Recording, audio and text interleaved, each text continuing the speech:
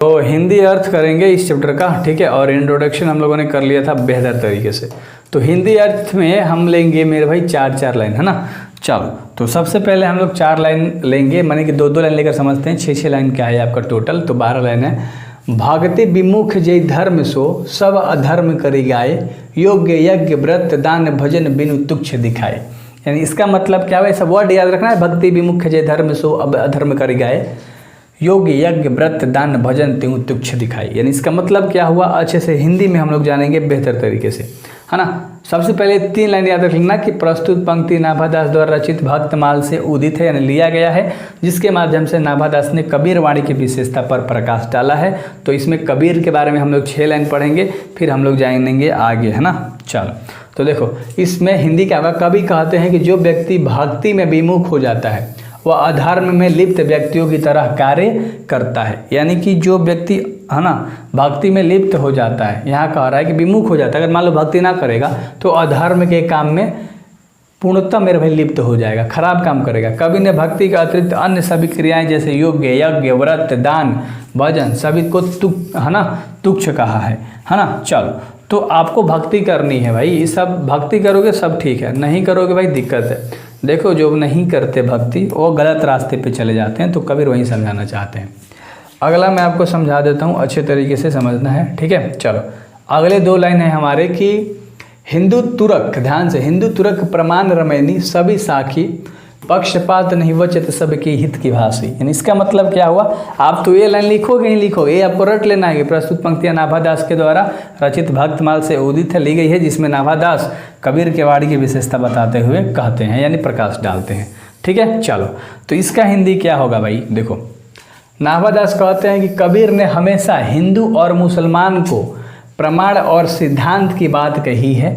उन्होंने कभी भी पक्षपात नहीं किया, हिंदू मुस्लिम में कहीं भेदभाव नहीं किया, हमेशा सबके हित की बात कही है।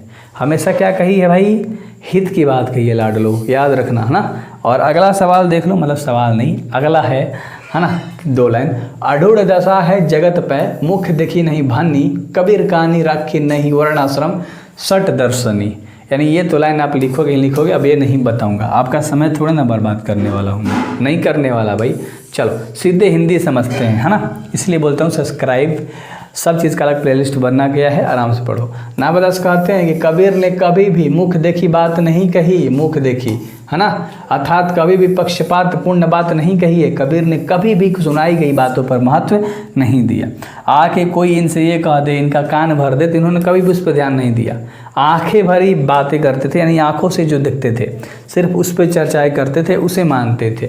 उन्होंने हमेशा आंखों देखी बातें को ही कहा है। कबीर ने 4 वर्ण 4 आश्रम और 6 दर्शन के आने नहीं की अर्थात आने नहीं देने के अर्थात कोई महत्व नहीं दिया है।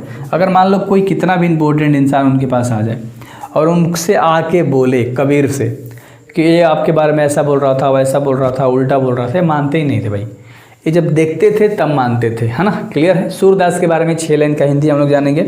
और सबसे पहला 2 लाइन जो आपका है कह रहा है, उक्ति चौज अनुप्रास्त वर्ण अस्थिति अभिभारी वचन प्रीति निर्वही अर्थ अद्भुत, है ना, तुकधारी। चलो, तो इसका मतलब समझ लेते हैं। और इसमें थोड़ा सा 3 लाइन का मतलब बदल जाता है, इधर कबीर में आओगे तो, है ना। नाभादास कहते हैं कि कविताएं युक्ति चमत्कार अनुप्रास वर्ण से भरी हुई है।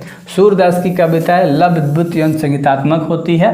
सूरदास अपनी कविता की शुरुआत जिन प्रेम भरी वचनों से करते हैं उसका अंत भी उन्हीं वचनों से करते हैं। यानी अगर मान लो आपसे वो प्रेम से बात करेंगे तो प्रेम के साथ भाई ख़त्म भी करेंगे, है ना। तो ये कबीर जी सिखाते हैं, है ना। तो अच्छे से सारी चीज़ें आपको याद करनी है ना। तो नाभादास के बारे में हम लोग सारी चीज़ें कर रहे हैं भाई। देखो, प्रतिबंधित द्विधि दृष्टि हृदय धरी लीलाभासी जन्म कर्म गुण रूप सभी रस परकाशी। इसका मतलब क्या हुआ, सबसे पहले तो आप 2 लाइन तैयार करोगे। प्रस्तुत पंक्ति नाभादास द्वारा रचित भक्तमाल से उदित है, इसके माध्यम से नाभादास ने सूरदास वाणी की विशेषता बताते हुए प्रकाश डाला है। तो हम लोग अभी सूरदास के बारे में कर रहे हैं, कबीरदास के बारे में हम लोग ऊपर कर लिए थे। तो ये नाभादास कहते हैं, ध्यान से देखना, इसका हम लोग हिंदी। नाभादास कहते हैं कि सूरदास की दृष्टि दिव्य जो है ना, ध्यान से देखना, जो सूरदास की दृष्टि दिव्य जो है मेरे भाई, सूरदास ने अपनी कविताओं में श्री कृष्ण की लीला का वर्णन किया है। सूरदास ने प्रभु के जन्म गुण रूप सभी को अपनी दिव्य दृष्टि से देखकर अपने वचनों से प्रकाशित किया है है ना। तो इस तरह से जब वो चीज़ें बताते हैं, है ना, वो तो कृष्ण भगवान के बारे में इसमें बताते हैं कि कृष्ण भगवान के क्या है, भक्त है, और उनके लीला के बारे में इसमें बात करते हैं। अगला जो 2 लाइन है इसमें किस चीज़ की बात की गई है, ध्यान से देखो। विमल बुद्धि हो तासु की, जो यह गुण श्रवणी धरे, सुर कविता सुनी कौन कवि, जो नहीं सिर चालन करे। यानी कि इसका मतलब क्या हुआ, प्रस्तुत पंक्तियां नाभादास द्वारा रचित भक्तमाल से उदित है, जिसके माध्यम से नाभादास ने सूरदास वाणी की विशेषता पर प्रकाश डाला है। तो अच्छे से देखो, इसका हिंदी हम लोग समझ लेते हैं कि विमल बुद्धि तो तुस्की जाहो दो गुण ने श्रवणी, इसका मतलब क्या होगा, तो ध्यान से नाभादास कहते हैं कि जो भी व्यक्ति सूरदास द्वारा कही गई भगवान के गुणों को सुनता है उसकी बुद्धि विमल हो जाती है।